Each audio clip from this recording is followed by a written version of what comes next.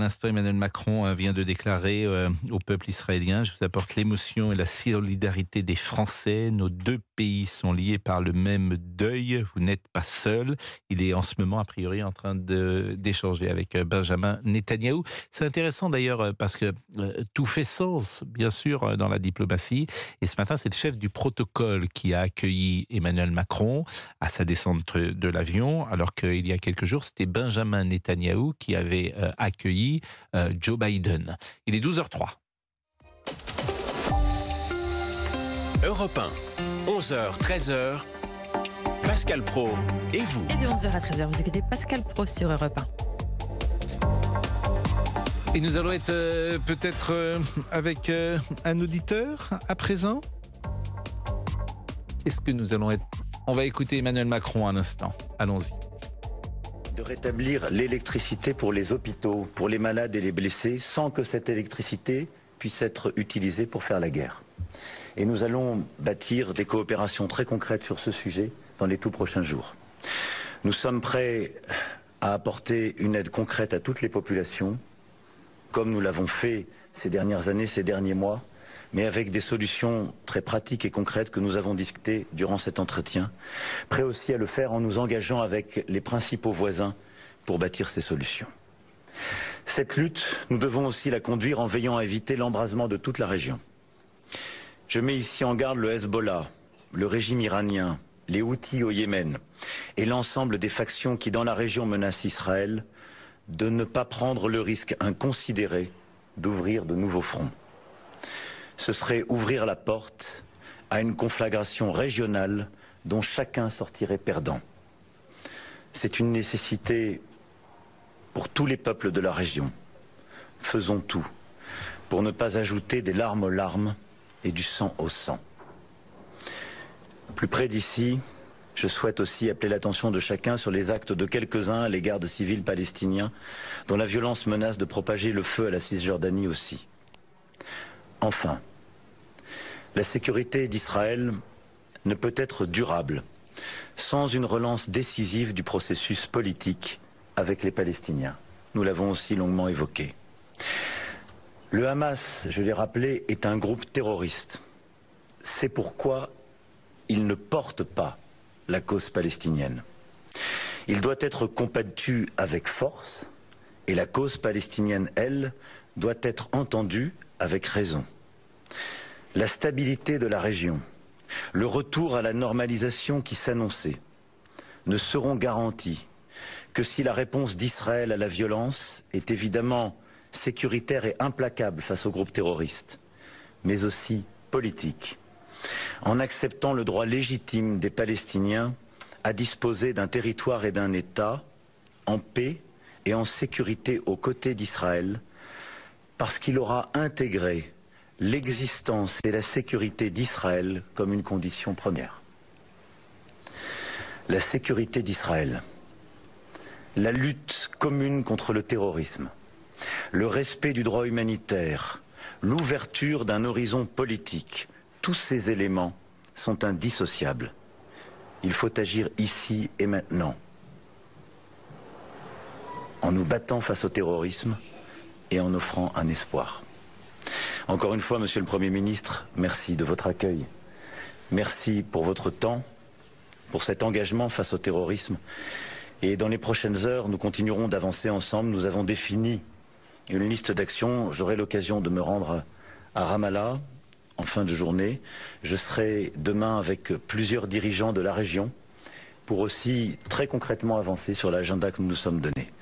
I want to thank you, Mr. Prime Minister, not just for your time, but because I'm Emmanuel Macron qui reprend au fond la position française avec des mots très fermes. Moi, ce que je retiens, il est en direct. À un instant, Emmanuel Macron, il dit une chose qui est très importante. Il dit la Palestine n'est pas le Hamas.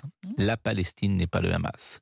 Donc, il faut condamner et combattre le Hamas jusqu'au bout, mais il faut entendre la cause palestinienne. C'est ce qu'il dit. Alors, je ne sais pas comment ces propos seront évidemment interprétés en Israël. Il est également sur la position française traditionnelle des deux États, même si elle paraît de plus en plus difficile, pour tout dire, à mettre en place. Et je crois que c'était Jérémy tout à l'heure qui parlait d'utopie sur cette possibilité de mettre 2 États en place. En tout cas, ce sont des mots extrêmement forts, sans ambiguïté, mais avec la volonté, bien sûr, de penser à la population française. Il y a une communauté musulmane qui est extrêmement importante en France. Il y a 6, 7, 8 millions de musulmans.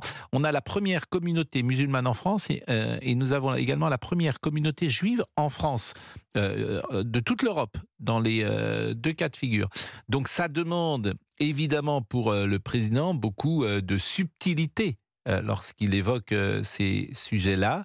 Donc ce n'est pas un soutien inconditionnel à Israël, par exemple, comme Yael Braun-Pivet avait pu le dire. Ces mots-là ne sont pas employés, mais en revanche, c'est une présence très forte à côté d'Israël, et en même temps d'entendre avec raison, je crois que c'est le terme qu'il a employé, avec raison d'entendre la cause palestinienne. Il est 12h08, à tout de suite. On va réagir avec Cédric, mais écoutons une nouvelle fois le président Macron. Nos pays sont en deuil, a-t-il dit. Je vous propose de l'écouter. C'était avant son intervention en direct d'il y a quelques secondes. Les actes que vous avez subis.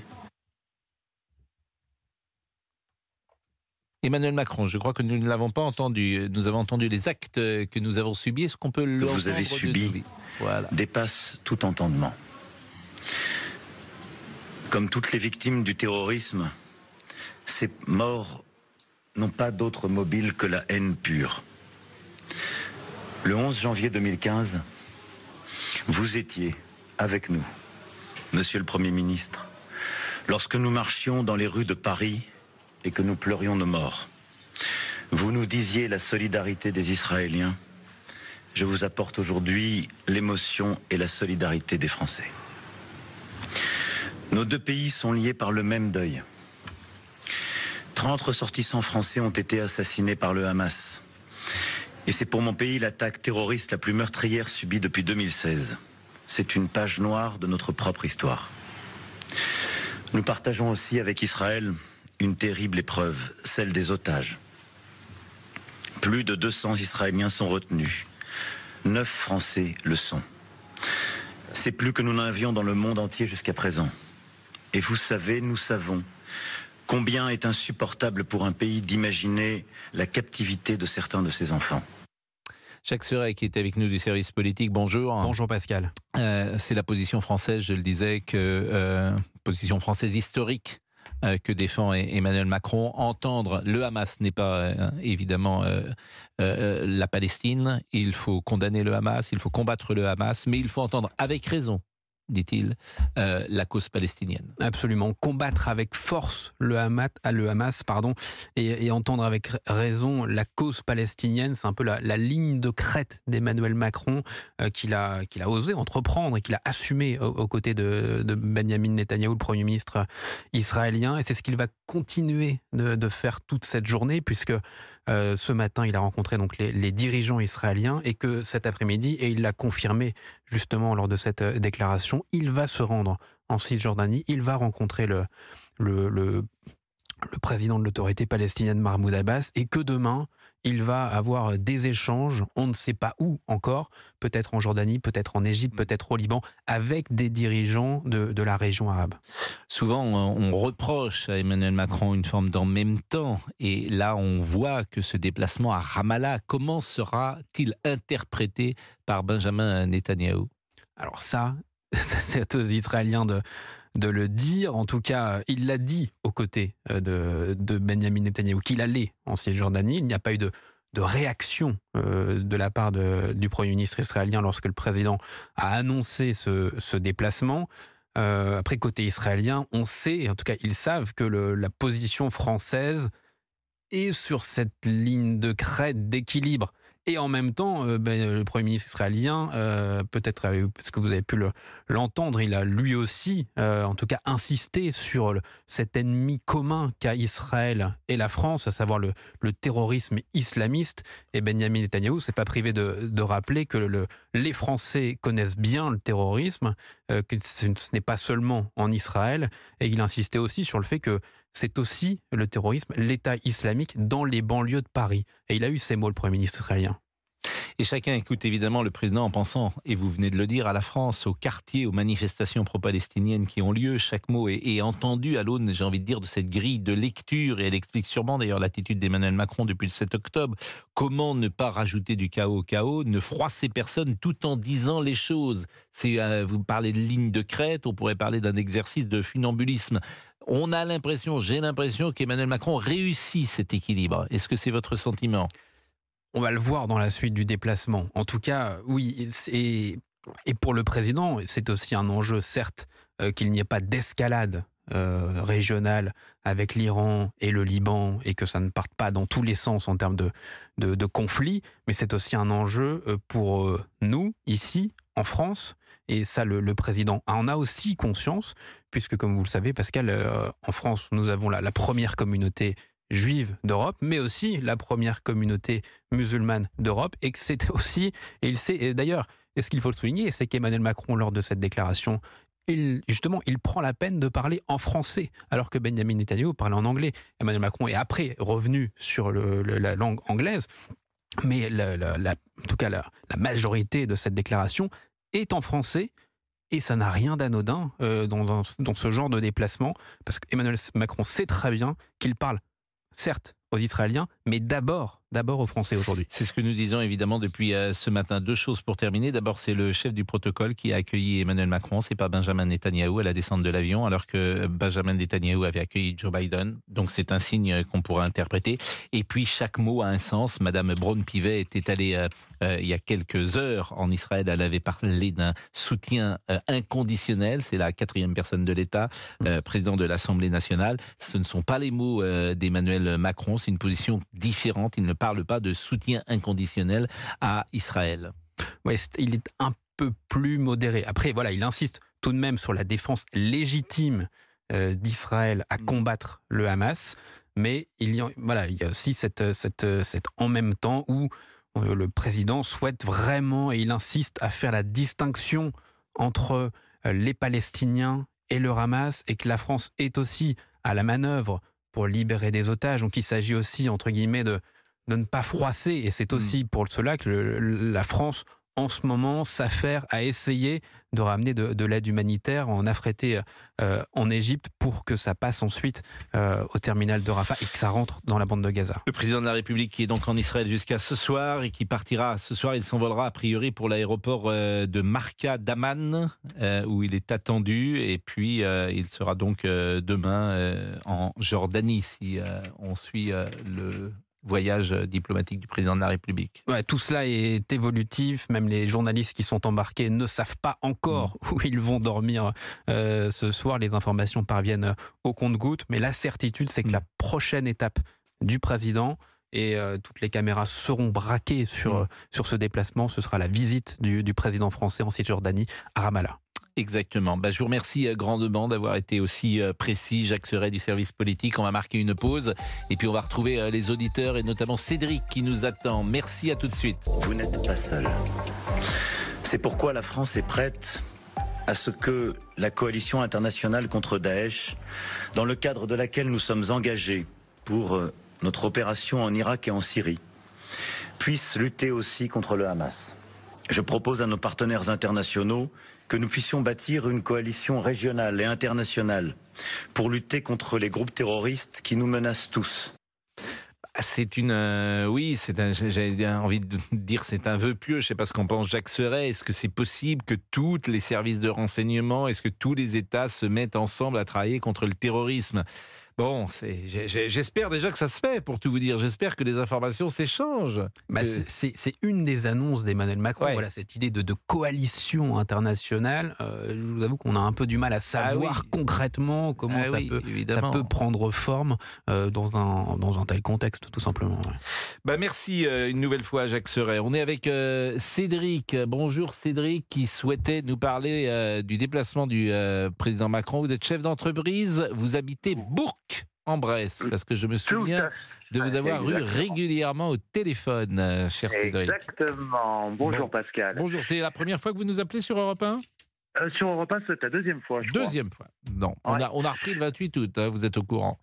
Ouais, je suis au courant, mais après, il faut que Ah tout le monde bah, puisse vous travaillez, s'exprimer, donc je bien vais pas... sûr, bien Sinon, sûr, bien sûr. sinon j'interviens tous les jours, hein, vous me demandez, il n'y a pas de problème. Bon, Euh, bon, est-ce que, Non, non, alors, est-ce que vous êtes content que le président soit en alors en Israël fait, aujourd'hui? j'ai écouté le disque, ça a bouleversé mes certitudes.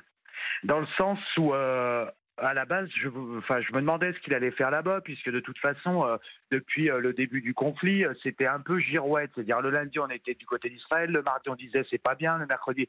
Donc, il n'y avait pas de. Je trouvais, en tant que citoyen français, je trouvais qu'il n'y avait pas de ligne claire sur quel terrain on va objectivement. J'ai l'impression qu'on abandonnait un peu le côté, le peuple palestinien, évidemment. Je ne parle pas du Hamas, qui évidemment est un groupe terroriste, qu'on soit bien d'accord.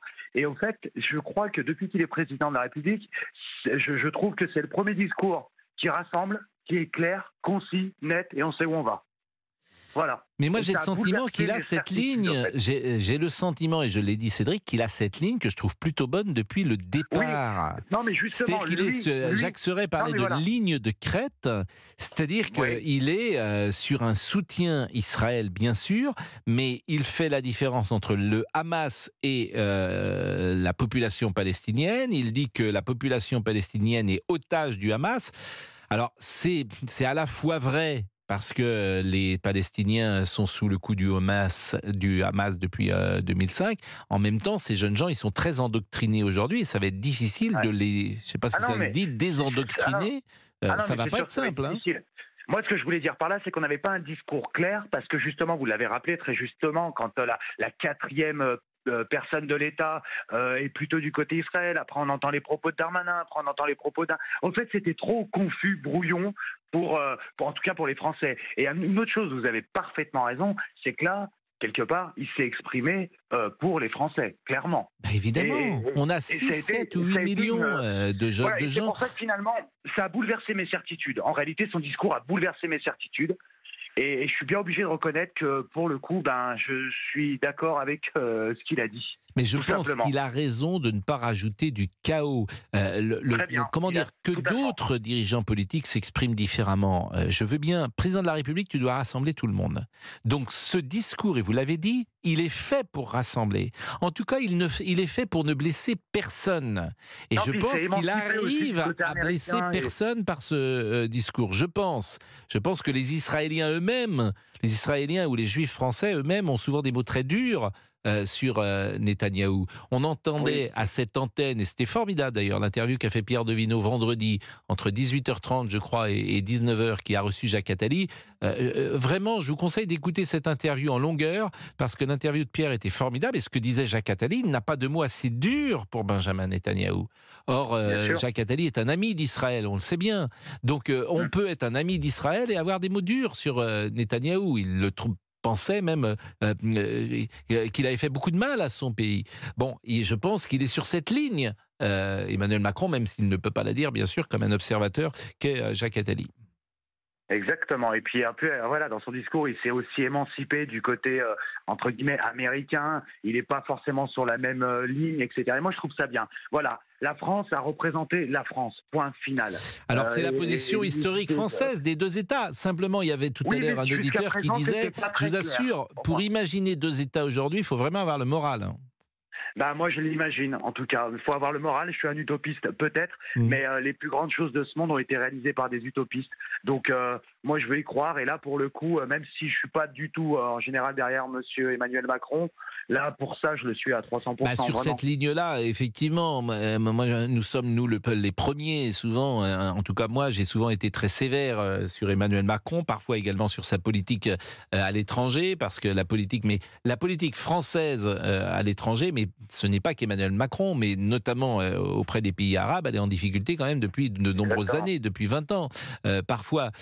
Donc, il n'est pas non plus responsable de tout. Mais en l'espèce, ce que j'ai entendu ce matin me paraît des mots à la fois pour l'extérieur et pour le sol français qui sont capables de apaiser les choses. Et je l'ai dit, de ne blesser personne. Et je pense que dans les circonstances actuelles, ça me paraît très, très important. Bon, on marque une pause.